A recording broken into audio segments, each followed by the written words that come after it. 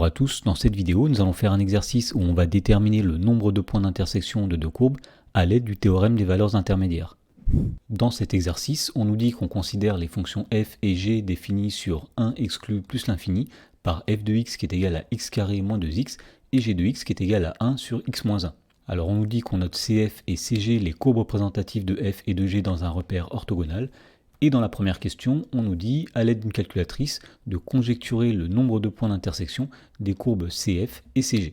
Alors on va prendre une calculatrice et on va commencer par saisir les expressions des fonctions f et g. Donc ici nous avons mis x carré moins 2x pour la fonction f et nous avons mis 1 sur x moins 1 pour la fonction g. Ensuite nous allons tracer les représentations graphiques de ces deux fonctions en appuyant sur la touche graphe qui est ici.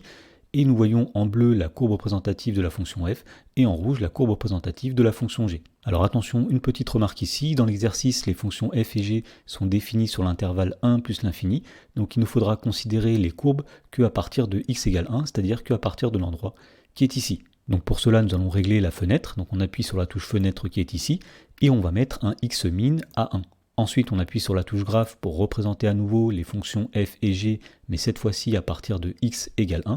Et on constate que les courbes de ces deux fonctions semblent n'avoir qu'un seul point d'intersection. Et donc on conjecture que les courbes de f et de g n'ont qu'un seul point d'intersection sur l'intervalle 1 plus l'infini. Dans la question numéro 2, on nous demande de montrer que pour tout réel x strictement plus grand que 1, f de x moins g de x est égal à x au cube moins 3x carré plus 2x moins 1 divisé par x moins 1. Donc pour cela, on va commencer par considérer un nombre réel x strictement plus grand que 1. Donc on va dire soit x strictement plus grand que 1. Et on va calculer f de x moins g de x. Alors on sait que f de x c'est x carré moins 2x, et on sait que g de x c'est 1 sur x moins 1. Donc nous allons mettre ces deux expressions au même dénominateur, et on va les mettre sur x moins 1.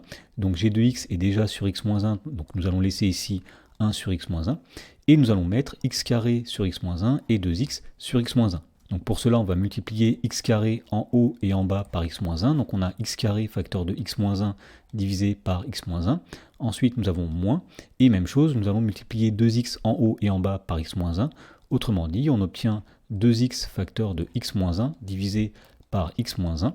Et le tout moins 1 sur x moins 1. Et donc, puisque nous avons ici trois fractions qui sont toutes sur x moins 1, eh bien on va écrire que f de x moins g de x, eh bien c'est égal à une fraction sur x moins 1.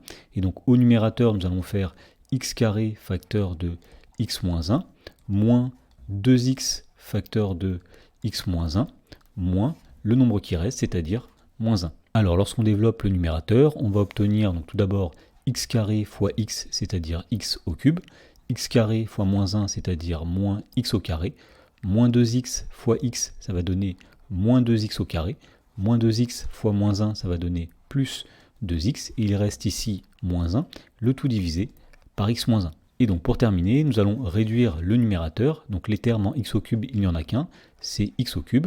Les termes en x au carré, il y a moins 1x au carré, moins 2x au carré, ça va donner moins 3x au carré. Les termes en x, il y a tout simplement plus 2x. Les constantes, il n'y a que moins 1, le tout divisé par x moins 1. Alors une petite remarque avant de continuer l'exercice, pour chercher les points d'intersection des courbes de f et de g, eh bien on va chercher les solutions de l'équation f de x égale g de x, et donc en faisant passer g de x de l'autre côté, cela revient à chercher les solutions de l'équation f de x moins g de x qui est égale à 0. C'est donc pour cela qu'on nous a fait calculer f de x moins g de x dans cette question. Dans la question numéro 3, on nous dit qu'on pose h de x qui est égal à x au cube moins 3x carré plus 2x moins 1. Autrement dit, h de x, c'est le numérateur de f de x moins g de x. Et on nous demande, dans la question A, de dresser le tableau de variation de la fonction h sur l'intervalle 1 exclu plus l'infini. Donc pour faire cela, on va commencer par calculer la fonction dérivée de la fonction h. Et on va dire que pour tout nombre réel x dans l'intervalle 1 plus l'infini, eh bien h' de x sera égal tout d'abord à la dérivée de x au cube, c'est-à-dire 3x au carré, moins la dérivée de 3x au carré, c'est-à-dire 3 fois la dérivée d'x carré, 3 fois 2x, plus la dérivée de 2x, c'est-à-dire plus 2, moins la dérivée de 1, c'est-à-dire moins 0. Et donc finalement, on trouve que h' de x est égal à 3x au carré, moins 6x, plus 2. Alors pour avoir les variations de la fonction h, il nous faut le signe de sa dérivée h', et ici nous voyons que h' est une fonction trinôme du second degré. Et bien pour étudier son signe, on va calculer tout d'abord le discriminant de ce trinôme, delta, c'est-à-dire b carré moins 4ac. Alors ici nous voyons que le nombre b est égal à moins 6, Donc nous faisons moins 6 au carré, moins 4 fois le nombre a, c'est-à-dire 4 fois 3, fois le nombre c, c'est-à-dire fois 2. Alors moins 6 au carré, ça va donner 36, 4 fois 3 fois 2, ça va donner 24, 36 moins 24, ça va donner 12, et donc on constate ici que le discriminant est un nombre strictement positif. Alors on en déduit que le trinôme 3x² moins 6x plus 2 va posséder deux racines distinctes. La première racine, c'est x1 qui est égal à moins b moins racine carrée de delta divisé par 2a. Alors le nombre b ici vaut moins 6, donc moins b vaudra plus 6, moins la racine carrée du discriminant, c'est-à-dire racine de 12, divisé par 2 fois le nombre a, 2 fois 3, c'est-à-dire 6. Et la deuxième racine, qu'on va noter x2, est égale à moins b plus la racine carrée de delta divisé par 2a. Autrement dit, ça va être moins b, c'est-à-dire moins 6 plus 6, plus la racine carrée de delta plus racine de 12 divisé par 2 fois le nombre a, 2 fois 3, c'est 6. Alors nous allons donner une valeur approchée de x1 et de x2. x1 c'est environ 0,42 et x2 c'est environ 1,57. Et donc à partir de tout ça, on peut donner le tableau de signes du trinôme 3x² moins 6x plus 2 tout d'abord sur grand R. Nous allons placer les racines qui sont x1 et x2. On sait que les racines ce sont des valeurs d'annulation du trinôme. Et puisque le nombre a du trinôme est strictement positif, on sait que le trinôme sera positif à l'extérieur des racines, il est du signe de a en dehors des racines, et il sera du signe opposé de a entre les racines. Alors ce qui nous intéresse ici, c'est d'avoir le signe de h' sur l'intervalle 1 plus l'infini, puisqu'on veut les variations de h sur cet intervalle.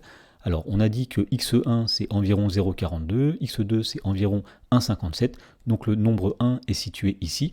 On va garder uniquement cette portion-là du tableau de signes. Voilà, donc on va faire à nouveau un tableau dans lequel cette fois-ci la variable x va aller de 1 jusqu'à plus l'infini. Alors on a dit que sur l'intervalle 1 plus l'infini, eh bien la dérivée sera d'abord négative, puis positive, et la valeur d'annulation, c'est la deuxième racine x2 qui est égale à 6 plus racine carrée de 12 divisé par 6. Et donc à partir du signe de la dérivée, on va en déduire les variations de la fonction h. Puisque la dérivée est d'abord négative, la fonction h sera décroissante sur l'intervalle 1, 6 plus racine de 12 sur 6. Et puisque la dérivée est positive sur l'intervalle 6 plus racine de 12 sur 6, eh bien la fonction h sera croissante sur cet intervalle. Et pour finir, pour que le tableau soit complet, il nous reste à mettre ici l'image de 1 par la fonction h, l'image de 6 plus racine de 12 sur 6 par la fonction h, et la limite quand x tend vers plus l'infini de h. Alors tout d'abord, on va admettre que quand x tend vers plus l'infini, h va tendre vers plus l'infini. Et donc lorsqu'on calcule l'image de 1 par la fonction h avec une calculatrice, on trouve que h de 1 est égal à moins 1. Et même chose, lorsqu'on calcule l'image de 6 plus racine carrée de 12 sur 6, on trouve que l'image est environ égale à moins 1,38. Dans la question B, on demande de montrer que l'équation h de x égale 0 possède une unique solution alpha sur l'intervalle 1 plus l'infini. Alors tout d'abord, on va remarquer que sur l'intervalle 1, 6 plus racine carrée de 12 sur 6, l'équation n'a pas de solution puisque la fonction h part de moins 1 et qu'elle décroît jusqu'à environ moins 1,38. Donc elle ne passera pas par 0. Et donc pour le justifier, on va dire que l'équation h de x égale 0 n'a pas de solution sur l'intervalle 1, 6 plus racine carrée de 12 sur 6 parce que le maximum de h sur cet intervalle, c'est moins 1. Ensuite, on va regarder ce qui se passe sur l'autre intervalle. On voit que la fonction part de moins 1,38 et qu'elle va jusque plus l'infini. Donc il y a un moment donné où la fonction va passer par 0. Et donc l'endroit où elle va passer par 0, ce sera la solution de l'équation h de x égale 0 qu'on appelle alpha. Alors pour le démontrer, nous allons utiliser le corollaire du théorème des valeurs intermédiaires. Et pour cela, on va commencer par dire que sur l'intervalle 6 plus racine carrée de 12 sur 6 plus l'infini, eh bien premièrement la fonction h est continue, puisqu'en effet la fonction h est un polynôme et qu'on sait qu'un polynôme est continu sur l'ensemble où il est défini. Ensuite, on va dire que la fonction h est strictement croissante sur cet intervalle comme nous l'avons prouvé dans la question précédente. Et enfin, on va dire que le nombre 0 est compris entre moins 1,38 et plus l'infini, c'est-à-dire qu'il appartient à l'intervalle image qui va de f de 6 plus racine carrée de 12 sur 6 jusqu'à la limite quand x tend vers plus l'infini de f de x. Et donc on en déduit que d'après le corollaire du théorème des valeurs intermédiaires, eh bien l'équation h de x égale 0 possède une unique solution alpha dans l'intervalle 6 plus racine carrée de 12 sur 6 plus l'infini. Et puisqu'il n'y avait pas de solution dans l'intervalle précédent, cela veut bien dire qu'il n'y a qu'une seule solution sur l'intervalle 1 plus l'infini. Dans la question C, on demande d'en déduire le nombre de points d'intersection des courbes C de f et C de g. Et donc pour faire cela, on va commencer par dire que l'équation f de x égale g de x est équivalente, comme nous l'avions dit, à f de x moins g de x qui est égal à 0. Alors on sait que f de x moins g de x, eh bien ce sera cette expression-là qui est tout simplement h de x divisé par x-1, donc c'est équivalent à h de x divisé par x-1 qui est égal à 0, et puisque x-1 ne s'annule pas sur l'intervalle 1 plus l'infini, eh bien ce quotient sera égal à 0 si et seulement si c'est le numérateur qui vaut 0, et donc l'équation est équivalente à h de x égale 0. Et puisque nous avions dit que l'équation h de x égale 0 possède une unique solution, eh bien cela veut dire que l'équation f de x égale g de x possède aussi une unique solution sur l'intervalle 1 plus l'infini. Et donc cela entraîne que la courbe de f et la courbe de g n'ont qu'un seul point d'intersection.